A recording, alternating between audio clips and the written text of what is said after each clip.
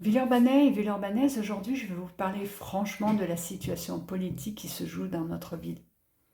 Car il est temps de regarder les choses en face. Vous avez peut-être remarqué que plusieurs candidates se présentent aux élections municipales de Villeurbanne, mais aussi de la métropole. Jusqu'à là, rien d'étrange. Le vrai souci, c'est la manière dont elles choisissent de se présenter à vous. En s'abritant derrière un nom, un symbole qui semble plus rassurant, plus vendeur. Lyon au cœur, Villeurbanne au cœur, toutes les villes sont au cœur. Elles utilisent cette référence comme un bouclier, un voile, une couverture derrière laquelle elles se cachent. Pourquoi? Parce que ce n'est pas leur véritable identité politique qu'elles souhaitent mettre en avant.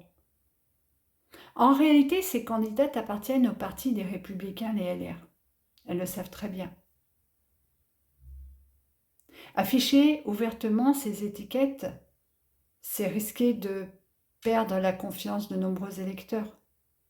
Pourquoi? Parce qu'à Villeurbanne, mais plus largement en France, nous n'avons pas oublié ce que représente aujourd'hui ce parti et le rôle qu'il a joué au sein du gouvernement.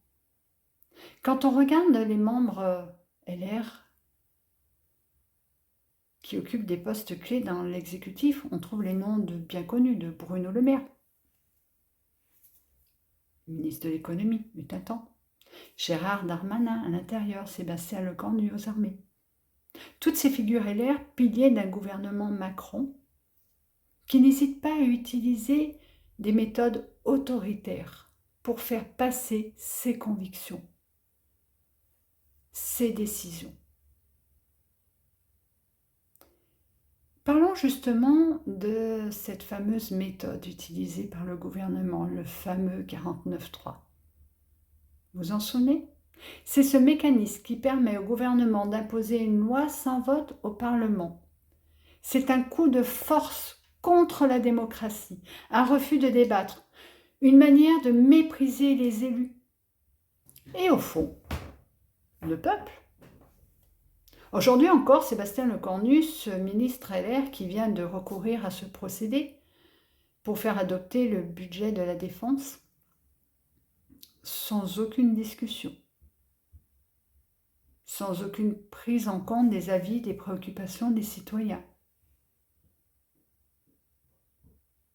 Alors, quand on sait tout cela, comment ces candidats et ces candidates peuvent-elles cacher leur appartenance à ce parti, ce système politique, et en même temps prétendre défendre Villeurbanne?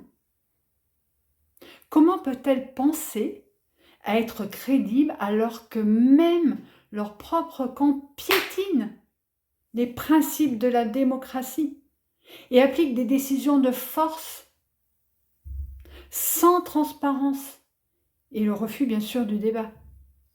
Cela soulève une question essentielle. Si elles ont honte de revendiquer leur couleur politique, si elles doivent se camoufler derrière un nom plus consensuel pour séduire les électeurs, comment pourra-t-on un jour porter fièrement et honnêtement la voix de Villeurbanne, défendre nos intérêts, nos valeurs?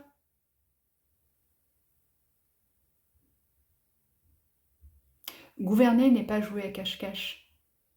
Ce n'est pas travestir la vérité ou tenter de masquer son identité pour avoir une chance de gagner. Gouverner, c'est faire preuve de courage. C'est assumer pleinement ses choix et ses convictions, même lorsqu'ils ne sont pas populaires. Je sais de quoi je parle.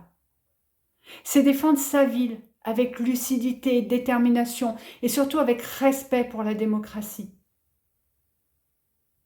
Mais comment défendre la démocratie locale quand on soutient en même temps un gouvernement qui lève le pied sur les débats, quand on tourne le Parlement, met en joue nos agriculteurs?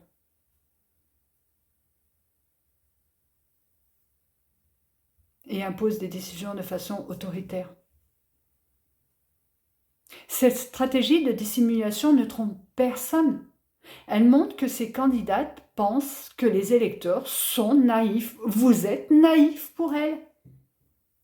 qu'ils vont oublier aisément les faits et les noms de ceux qui, chez les LR, participent activement à cette dérive démocratique. Elle table peut-être sur notre mémoire courte, sur notre désintérêt, sur l'idée qu'un simple nom d'emprunt suffira à masquer la réalité. Mais ce n'est pas le cas. Nous sommes attentifs, nous sommes conscients, nous sommes le peuple. Nous sommes exactement qui. Nous savons exactement surtout qui elles sont, d'où elles viennent et ce qu'elles représentent. Willermann mérite mieux.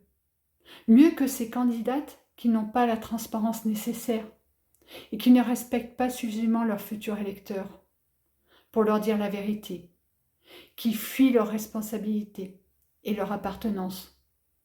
Nous avons besoin de représentants qui nous respectent et qui aient le courage d'assumer leur parcours et leur engagement politique en toute honnêteté. Des élus qui portent fièrement, là aussi je vais insister sur le mot fièrement, l'étiquette de leurs convictions, plutôt de se cacher derrière des paravents et des noms qui ne trompent plus. Le 15 mars prochain, il est crucial d'exiger cette transparence, cette vérité. Il est important de choisir des représentants capables de défendre Villeurbanne dans toute sa diversité, sa complexité, avec intégrité et honnêteté. Des personnes qui ne sacrifieront personne, qui ne sacrifieront pas nos valeurs démocratiques sur l'autel des stratégies douteuses. Alors je vais continuer le combat. Ne nous laissons pas duper. Refusons les campagnes menées dans l'ombre, les ambiguïtés politiques, les faux semblants. Villeurbanne a besoin d'élus qui assument, qui respectent la démocratie et qui ont la force d'incarner fièrement notre ville. Nous méritons des élus qui ne commencent pas par mentir, mais qui s'adressent à nous avec fierté et respect. Le 15 mars, votons pour la sincérité, la transparence, pour des représentants honnêtes qui porteront la voix de Villeurbanne avec fierté et qui regardent droit dans les yeux les habitants qu'ils servent. Parce que défendre nos valeurs, c'est aussi ne jamais avoir honte de ses couleurs. Je vais continuer à vous informer, je vais continuer à dénoncer. Le 15 mars, votez pour l'honnêteté.